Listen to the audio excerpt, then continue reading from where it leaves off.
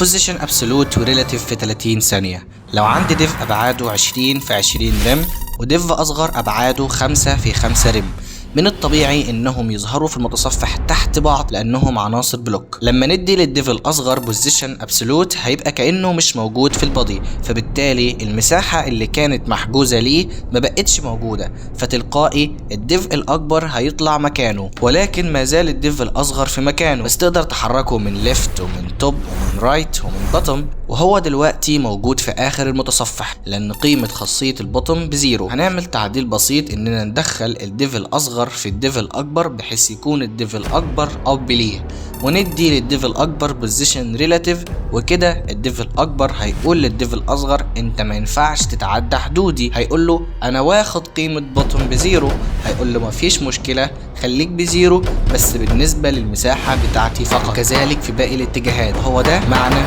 ريلاتيف.